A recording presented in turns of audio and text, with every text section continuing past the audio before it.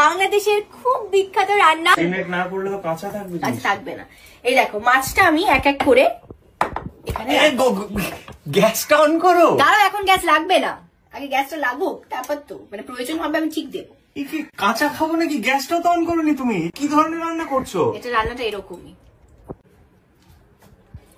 আচ্ছা, আমি 5 পিসের উপর এই রান্নাটা করছি। এই 2টো পিস আমি তেলটা আমি এবার দিয়ে দেবো। কি গরম করবে? গরম পরে করছি। আমার রান্নার প্রসেসটা তো দুর্দান্ত, মানে দুর্দান্ত না, বেশ অন্যরকম একদম। এরকম রান্না করতে দেখিনি কখনো। আর এই তেলটা যদি কম দাও না, এই যে রান্নাটা যখন আরো করবো বুঝতে পারবে, মানে রান্নাটা না হবে না, তেলটা বেশি দিতে হবে। তাই এই পেঁয়াজ বাটাটা পুরো দিয়ে দেবো। দাও, গ্যাসটা অন করো। পরে করবো। কি রান্না করছো তুমি? কাঁচা মাছ, কাঁচা তেল, পেঁয়াজ বাটা। কাঁচাই খাওয়াবো। এই যে আদা বাটাটা, এটা দেখো, এই যে চামচের সাইজটা দেখেছো, এই চামচের আমি 2 চামচ দেবো।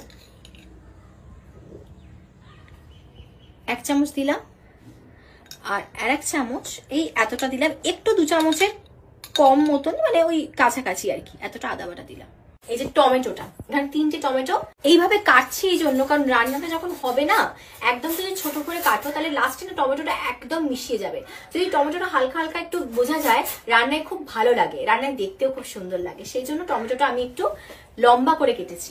টমেটোটা দিয়ে দিচ্ছি। দেখো কি সুন্দর কালারটা লাগছে। রান্নার পরেও কিন্তু আমরা একটা কালার পাবো সুন্দর। এবার পালা হচ্ছে হলুদের। এই সেম চামচের মাপের এতটা দিচ্ছি প্রথমে, কারণ আগে মাছে কিন্তু কোনো হলুদই পড়েনি, এই প্রথম হলুদ পড়লো। আর এই এতটা মতো দিচ্ছি। এটা হচ্ছে ঝাল লঙ্কার গুঁড়ো। এই রান্নাটা বলেইছি খুব ঝাল হবে। এই দেখো এতটা লঙ্কা গুঁড়ো, এটা বেশ ঝাল হবে সেই জন্য। এবং তারপরে আরো এতটা দিচ্ছি। হ্যাঁ, এটা ঝাল হবে এই হিসাবে আমি এই এতটা নুন দিচ্ছি।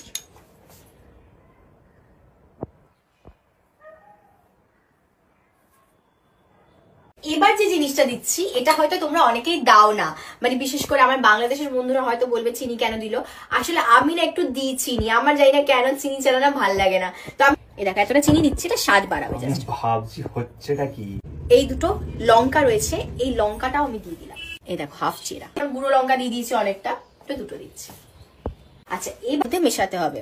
একটা করে মাছ নাও, এরম এরম করে নাও। হ্যাঁ, তেলের সঙ্গে হলুদের সঙ্গে। এটার হচ্ছে এটাই খাসিয়ত, মানে এটাই হচ্ছে এটার সব থেকে মানে গুরুত্বপূর্ণ জায়গা। যখন আমরা এটাকে মাখবো সুন্দর করে যেন মাছের সঙ্গে পুরো মশলাটা মাখা হয়। সুন্দর করে ম্যারিনেশনটা হয়েছে কিন্তু, দেখেছো কি সুন্দর দেখতে লাগছে। এবার আমি গ্যাস অন করব। দেখো গ্যাস অন করে দিলাম। এখন বাজে হচ্ছে 11টা 20। ঠিক আছে, তো 11টা 24 নাগাদ, আমি ফোনে দেখছি আরো বেশি সুবিধা হবে টাইমটা। 11টা 24 নাগাদ আমার এর যতটুকু ফুট, মানে ফুট ধরা বলে না, যে জলটা আলাদা হয়ে যাবে, ততটা হয়ে যাবে।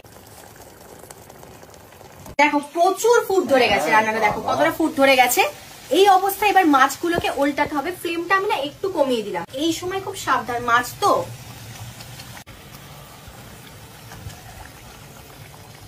মাছগুলো বেশ নরম না? মাছ তো সবসময়, মাছ মানে নরম, দেখেছো? খুব সাবধান। আচ্ছা, আমি কিন্তু রসুন দিইনি, হ্যাঁ এটা বলে রাখলাম। অনেকে হয়তো বলবে রসুন কেন দিলাম না, এই রান্নাটা রসুনের দরকার হয় না, আমি দিইনি। তো এবারে ফ্লেমটা দেখো একদম কম করা রয়েছে, হাফেরও মানে মিডিয়ামেরও কম করা ফ্লেম রয়েছে। এই অবস্থায় আমি ঢাকা দিয়ে দেবো। এবং বাজে 11টা 25। 11টা 25 তো 8 ঘন্টা রাখবো এই মাছটা, তাতেই কিন্তু এই মাছটা কুক হয়ে যাবে, পুরো হয়ে যাবে। মাঝখানে শুধু 2বার খুলবো ঢাকনাটা, আর একটু মাছটাকে উল্টে দেবো, যাতে এই পিঠটাও হয় আবার ও পিঠটাও হয়। মানে 15 মিনিট পর, তাই তো? হ্যাঁ, ওই 10 মিনিট 15 মিনিট পর দুবার মানে একটু উল্টে দেবো, তাহলে উল্টো দিকের পিঠটাও ভালো করে হবে। এছাড়া কিন্তু এই মাছটা তার কিচ্ছু করার নেই। প্রায় 10 মিনিটের কাছাকাছি হয়েছে, এই জন্য এবার একবার খুলে মাছটা উল্টাবো। দেখো কতটা হয়েছে।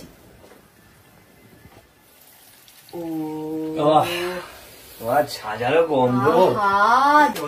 কেন বলছি দেখো, আমি কেন এত উত্তেজিত। এই জায়গাটা দেখো, দেখো দেখো মাছের, ও জিনিয়াস। মাছের দেখো তেল পুরো ছেড়ে গেছে, জল তেল সব জিনিয়াস, তুমি অসাধারণ। এই যে ধনে পাতা যেটা দেখিয়েছিলাম তোমাদেরকে কুচি করা রয়েছে, এটা আমি অল্প করে ছড়াবো, গন্ধটা আরো সুন্দর হবে।